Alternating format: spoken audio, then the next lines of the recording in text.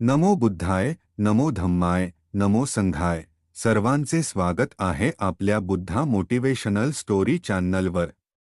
शक्यतो स्त्रिया कधी आराधना करत नाहीत आणि स्त्रीला स्त्री जीवन खूप प्रिय असते, कारण मनुष्य मी मध्ये असतो, पण स्त्रिया माझं मध्ये असतात. स्त्रिया कधी म्हणताना मीपणा म्हणत नाहीत, स्त्रिया कधी म्हणताना माझं म्हणतात. असं लक्षात माहिती आहे का? तुम्ही कधी बोला काय झालं ते म्हणतात माझं घर, माझे लेकरं आणि माझा ना असं ते माझंच असते द्यायचं जास्त. म्हणून स्त्रीला स्त्रीत्वातून सुटणं फार कठीण आहे. पण असं नाही की ती आरंत होऊ शकत नाही, म्हणून स्त्रीसुद्धा आरंत होऊ शकते. तथागताने सांगितलं एक पुरुष आणि स्त्री समान बल आहे आरंत होण्याच्या दृष्टिकोनातून. म्हणून महिलांना सुद्धा झटकीपट आरंत बाहेर निघता येते. पण काही महिलांना असं उत्पन्न झालं होतं की आम्हाला नुसतं आरंत नाही व्हायचं आहे, आम्हाला सम्यक संबुद्ध व्हायचं आहे. मग सम्यक संबुद्ध व्हायचं असेल तर बोधिसत्व व्हावं लागेल. आणि बोधिसत्व स्त्री बनू शकत नाही, स्त्री 8 गोष्टी बनू शकत नाही, स्त्री हे चक्रवर्ती सम्राट बनू शकत नाही, स्त्री ही बोधिसत्व बनू शकत नाही, स्त्री हे चक्र बनू शकत नाही, स्त्री ही इंद्र बनू शकत नाही, स्त्री मार पण बनू शकत नाही, स्त्री ही त्याच्याबरोबर चक्रवर्ती सम्राट बनू शकत नाही. तर तुम्हाला सांगितलं स्त्री भावात हे होता येत नाही. मग त्यांना पहिले स्त्री भाव सोडावं लागते. मग स्त्री भाव सोडण्यासाठी त्यांना पौर्णिमेच्या दिवशी अष्टशील पालन करून आराधांतासमोर जाऊन की हे आराधना किंवा बुद्धापुढे जाऊन आराधना करावं लागते की मला स्त्रीचं शरीर नको आहे. मग ती बिचारी 15 वेळेस स्त्री शरीर धारण करते, मग पुरुष शरीर धारण करते. आणि मग पुरुष शरीर धारण केलं तर मग बोधिसत्वाची अवस्था पूर्ण करत मग त्यांना सुद्धा बुद्ध बनण्याचा अधिकार आहे. असं नाही की निसर्ग त्यांच्यावर कुठं काय अन्याय केला गेलेला आहे किंवा कोण रोखलेला आहे त्यांना. हा प्रश्न मी गोयंका गुरुजीला विचारला होता एकदा. मला हे कळत नव्हतं, मी नवीन श्रामनेर होतो. मला एका महिलानं विचारला होता, ओ भंतेजी म्हणे महिला सम्यक संबुद्ध नाही होऊ शकत का?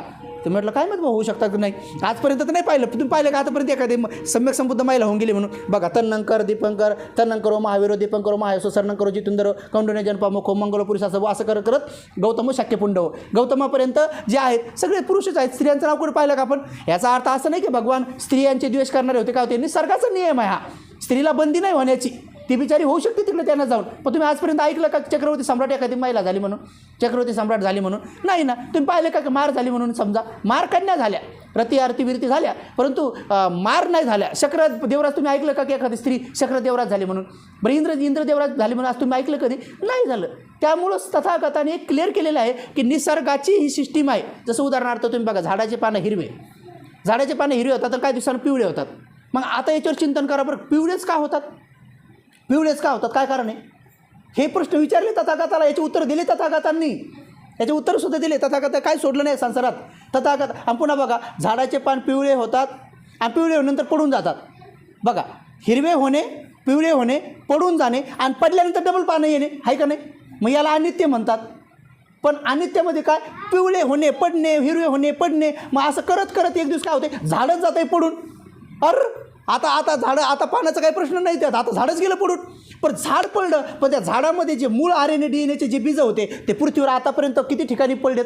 आता त्या झाडाचा पुनर्भाव तर होऊन बसला बऱ्याच ठिकाणी. अच्छा, मग त्या पुनर्भावात ते सुरू आहे, उत्पन्न नष्ट होणे. मग बुद्ध म्हणतात की उत्पन्न होणे नष्ट होणे, उत्पन्न होणे नष्ट होणे हे अनित्य जरी असलं तरी उत्पन्न होणे नष्ट होणे हे नित्य आहे, हे नित्य आहे. आणि मग ह्या नित्याला जर तुम्ही बौद्धी ज्ञानात पाहत गेले सध्याच्या लेवलवर नुसतं विपස්සने जरी पाहत गेले तर होऊ शकते कुंभक अवस्था तुम्हाला प्राप्त होती.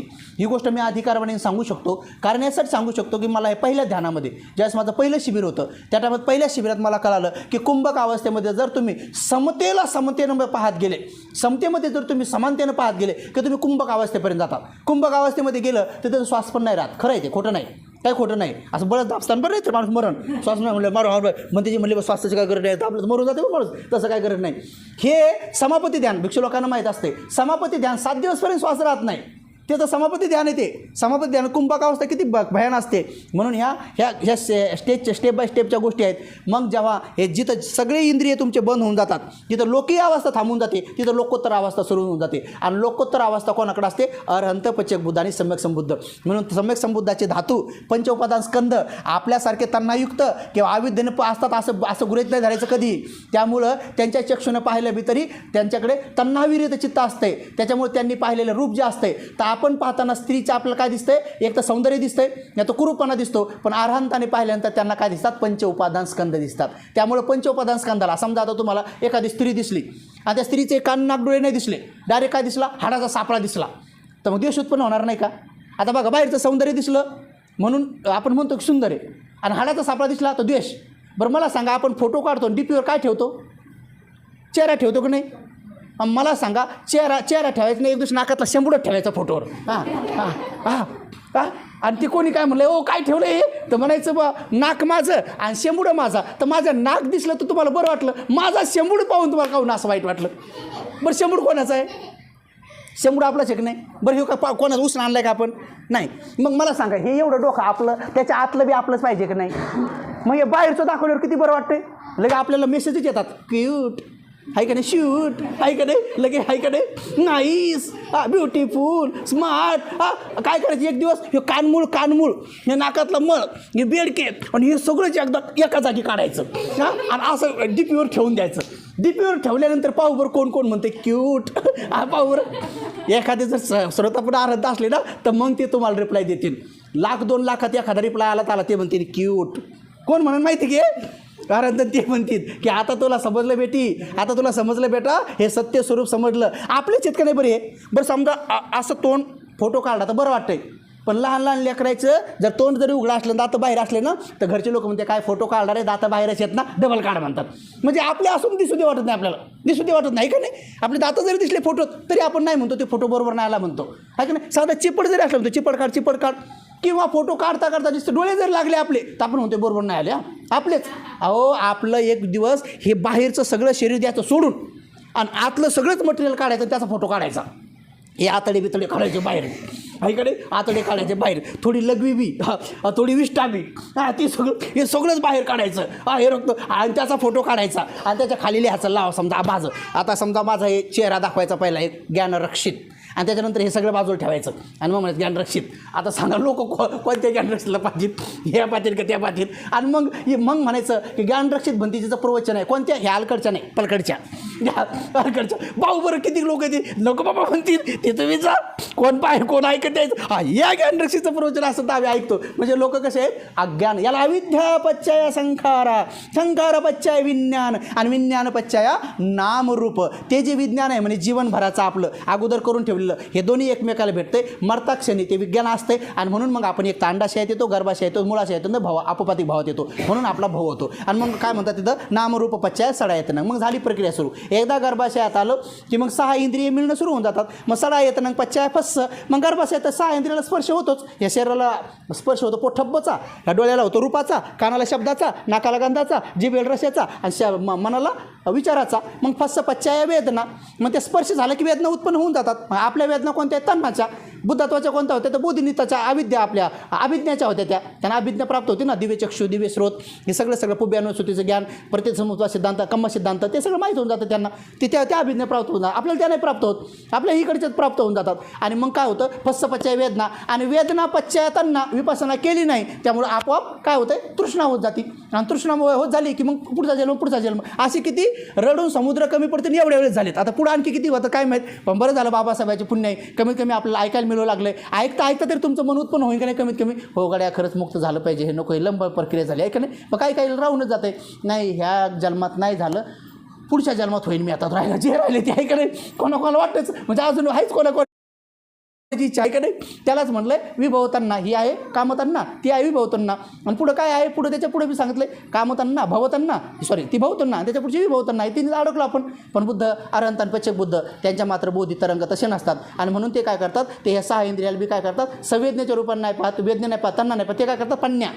आणि मग काय करतात, त्यांना पच्चय उपादान म्हणजे अजून आपण मेलो नाही पण पुढच्या जन्मात येण्यासाठी जे काही कारण लागतंय.